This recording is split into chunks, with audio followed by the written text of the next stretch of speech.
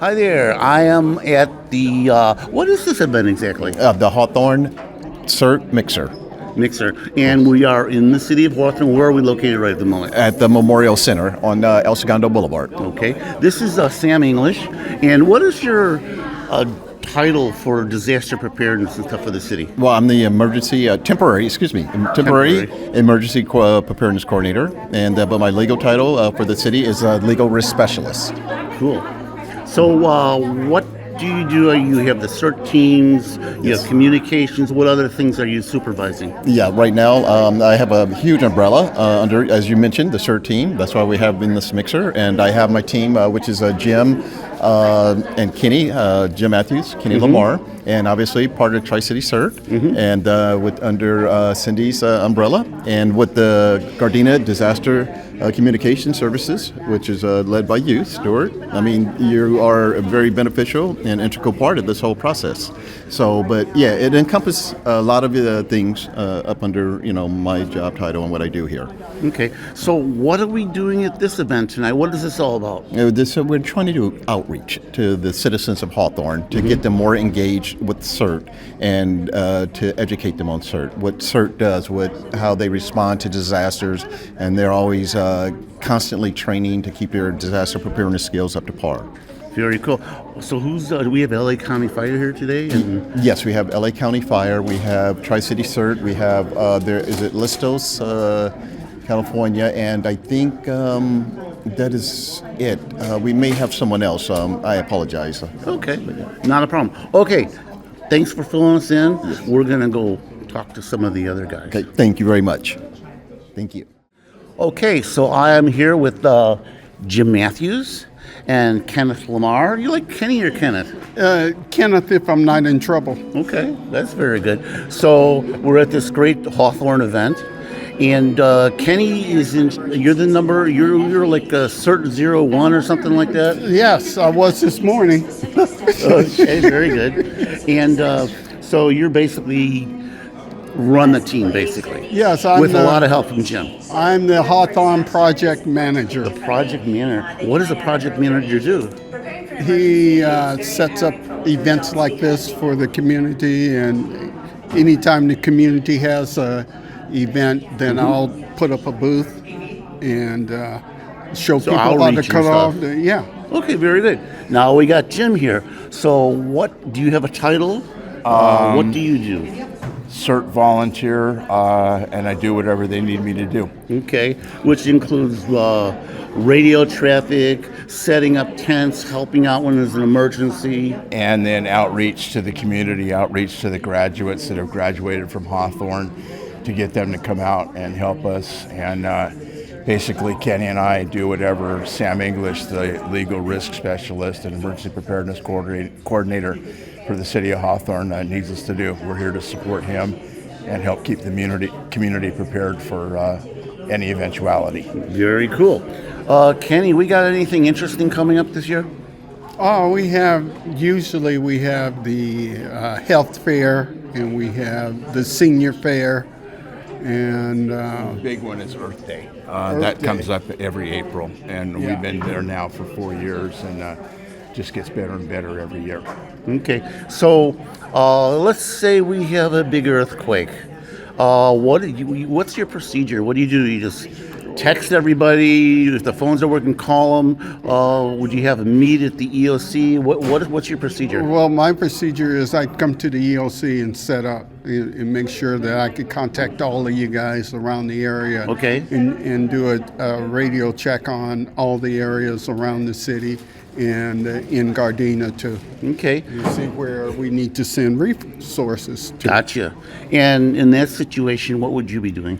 First thing I would do is I'd turn on my radio for the Gardena Disaster Communication Services net, check in once I know that I'm safe, and then wait for instructions from Stuart or whoever net control is at the time, and then do whatever the police fire department need us to do.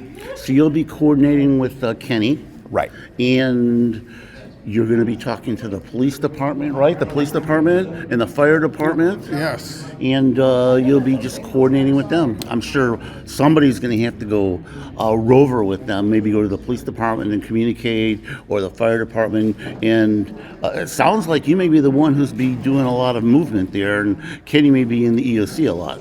I would agree with that. We've never been activated. That's a good thing. But it'll be a good experience, and that's why everything we do with our training through you on the net is preparing to be ready to roll out. And we keep trying to breathe life back into Hawthorne. One of these days we'll get there and we're going to be like Gardena and Tri-City. We're working at it constantly. Very cool. Anything you want to talk about, or you're good? No, we're good so far. All right, so we're ready for the big one, right? We're ready? Yes, sir. You're ready? Yes. Okay, so this is head of the Hawthorne CERT. We got Kenny, we got Jim. Life is going to be good for Hawthorne. Let me tell you one quick story. Yeah, go ahead. I had a lady that came to our booth, and she was in her 80s, and she said she couldn't turn off the water, gas, or power. She couldn't do that. Mm-hmm. And I said, you don't have to do that. I said, all you have to do is know how, because there'll be people with big muscles and little brains, and they'll do whatever you tell them to do. Very cool. And she was so excited. She learned how to do everything. So what you're doing is a lot of their events, they are training people how to turn off the gas pipes, the water. What else are they learning? And the power. The power. Okay. Mm-hmm. So that is part of their training, preemptive training before the big earthquake happens or some other event. So, okay, Jim, Kenny. Good evening. My name is Rosemary Vivero, and I'm currently a member of Los Bomberos de LA County. I am here today because I wanted to teach about a new program that's called Personal Emergency Preparedness Planning. It is a version of a 1-hour kind of presentation from seniors to everyday people, to even people with special needs, and teaching them how to prepare on any kind of emergency. So we just do the basics about putting together your go bag, how to use a fire extinguisher, where your utilities are to turn off. It's a program that we provide free to the community at no cost. We can do it at HOA meetings, we can do these at PTA meetings, at your churches, and you're more than welcome to give us a call. You can call me, you can reach me at 626-483-6146. My name is Rosemary Vivero, and please reach out to us if you'd like more education when it comes to emergency preparedness training. Thank you. Have a good night. Good evening, everybody. My name is Stuart Gorsky. I'm the director for the Gardena Disaster Communications Service. You know, before I start, I want to let you know that we work for the city of Hawthorne, the city of Gardena, and we provide assistance. We're not the leaders of this thing. We've got our fire department, LA County Fire. We've got the Gardena Police, Hawthorne Police. And of course, the Tri-City CERT teams. And what my organization does is I support everybody with communications. We have a digital repeater. A repeater is a fancy radio where you get an antenna really high up. Our antenna is over at the Gardena Police Department, and we can use little radios to talk pretty far, at least citywide and stuff like that.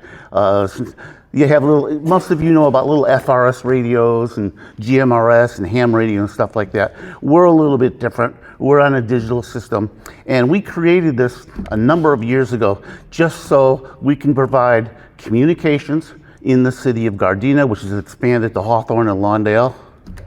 And we can provide, so if Cindy's CERT team, if they're out in an event, they will be able to talk miles away back to the emergency operations center, and she can fill in what's going on. They can have the conversation. They also use their radios, short distance, maybe 200 or 300 or 400 yards, where they do communications amongst themselves. And then the leader, if they need more help, they will call back to the emergency operations center, the police department, the fire department, say, hey, this is what's going on. We could really use some assistance. So my organization provides this communications. And it's actually kind of fun. It's very technical, but I'm very proud of the organization, Gardena Disaster Communication Service. Now, where do we get our operators from? Well, we get them from Neighborhood Watch. We get them from the CERT teams. And Gary Kanashiro, he kind of runs the Gardena CERT as far as the communication goes, and he's doing a fantastic job, and he keeps all of our operators on their toes a little bit. He takes training. We have staff 5 out of Gardena Disaster Communication Service. We have Wendy Koo. She does a lot of the training with the radios. We can take, most of our operators really never used radios before. They're people that just want to help the community. They don't care about radios. They don't care about a lot of different stuff. They care about what it takes to serve the city. So Wendy says these people are really easy to train because they just want to learn, they want to help. So they get a radio and they really study from her, and I do a little training too. And yeah, our operators are very good. They're very qualified. We have practice once a week. And we do it all year, and we're doing very good communications. We'll do practice drills, like the shakeout drill, where they have the earthquake going, and then we have to send CERT members or just regular operators out, and they will go to the Nakoka Center, or they'll go where they have to go, and what is that, duck cover, and what is that, hold? Is that what it is? And so they do all that stuff. So our team members go out there and they are supporting the city. We have our coordinator, Tim Tran, who's our EOC coordinator. He sets one of these shakeout drills with the city, and we go down. They had a great drill this what was it, September, I believe it was. I was out of town, and so they were running it, and I heard it went very well. It was very quick, it went very well. We had people from the police department, from the city hall, and other organizations, Public Works, and they either they evacuate from the building, and then we do communications back to our net control operator, which is our dispatcher, and we're getting all the facts, and then we have all those facts, how many people evacuated, anybody get hurt, all that kind of stuff, and then we present that to our ELC coordinator, Tim, and then he presents that to the chief of police or Lieutenant Messina out of the police department. So that's the kind of stuff that we do. I have lots of cool radios I could show you and stuff like that, but another time. So guys, I think that's about it, and thank you for listening. I'm with Tim Tran. Tim, what is your official title? You work for the City of Gardena. What is your official title? Good evening, everyone. My official title for City of Gardena is the Emergency Operations Center Coordinator. Yep. And that sounds like an important job. You got a lot of stuff to do? Well, it's a little everything, planning, coordinating, training for the City of Gardena, engaging the partners with Law of the City and Tri-City CERT and Gardena DCS in particular. So the EOC is the Emergency Operations Center, and what exactly is an EOC, and when do we activate it? So the Emergency Operations Center is a area of coordination. Generally, it gets activated when there's a emergency or an event where the city can't support the response locally and or with surrounding resources. So it serves as a center for collaboration, a center for communication and coordination to escalate up to our mutual aid area partners, state, local, and or federal agencies. Okay, so let's get a little on the practical side. We have the big earthquake, which no one wants, but we're going to have that big earthquake, Southern California, and so there's a lot of damage and stuff. Where do you start? What do you do first? FEMA loves to tell us to make sure everyone is prepared. We like to concentrate and push on preparedness, local preparedness to the community. So having your go bag set up, having your equipment in those large-scale disasters, and fortunately, hopefully, we don't have it anytime soon. But a lot of our agencies are going to be busy and with larger scale emergencies. So we like to push neighbors taking care of neighbors, which is why we would like to have so much importance with individual preparedness and all that. So before there's the earthquake and stuff, you work with the CERT teams, the Community Emergency Response Team, you work with Gardena Disaster Communication Services, and you work with other groups, agencies in the Gardena Police Department, the city of Gardena, correct? That's correct. And so you're helping them, guiding them in how they can prepare for the big event, and also you're setting up, what else are you setting up? Communications? I mean, what is it you're doing with all these groups? How are you tying us together? It's engagement. So a lot of engagement is key. So making sure that the city and certainly the community has a seat at the table. I love to have this saying, it seems cliche a little bit, but don't plan for us, plan with us. So I take that mantra out to the community because the community knows what they need to take care of. So to act as a center and local point to provide that interface with the city is one of the main goals of the operations center. Very cool. So we have the big earthquake, and there's damage, and the police are doing stuff, and they're running. They need to get overtime, and they got fire department working and stuff like that. That's a lot of money involved, right? Yeah, So there's do you a lot of coordinate money. some of that stuff?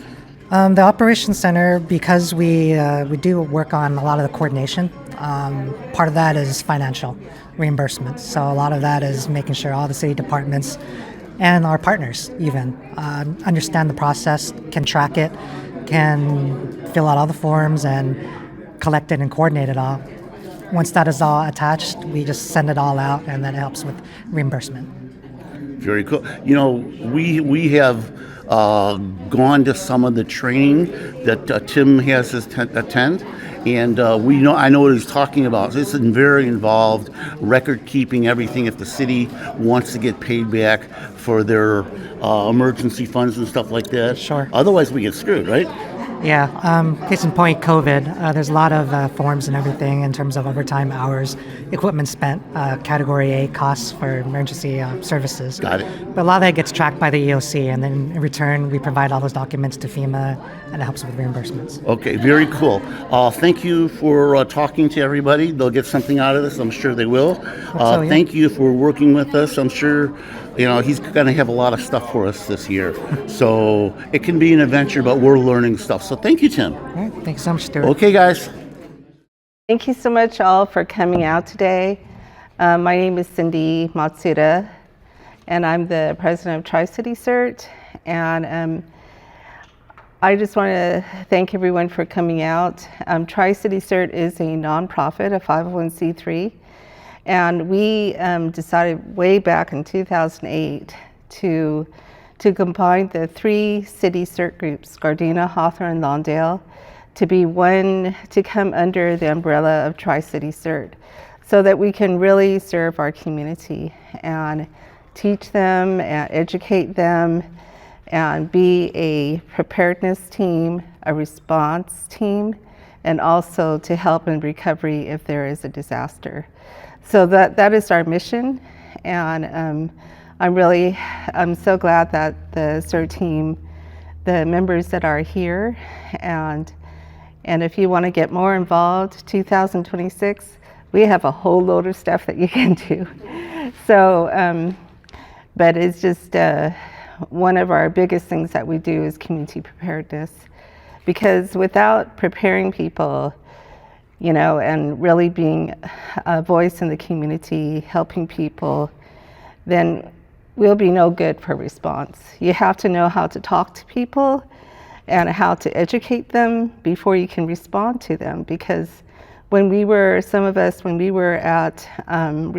to the Palisades, we realized how the tragedy and the things that the citizens, what they were going through, losing their homes and things like that.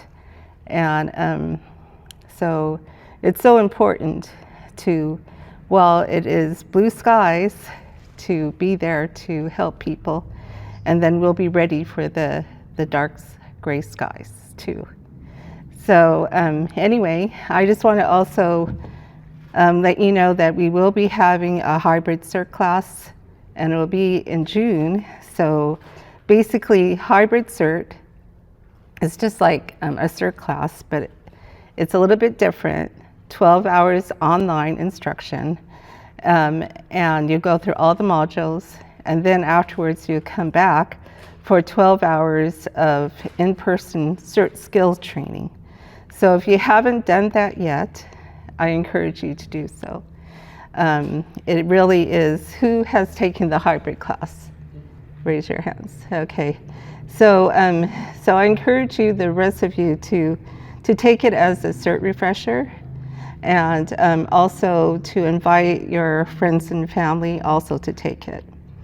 And so it is a really great class, so I really encourage you to do that. I have flyers over there, so come by and we could talk more. So thank you so much.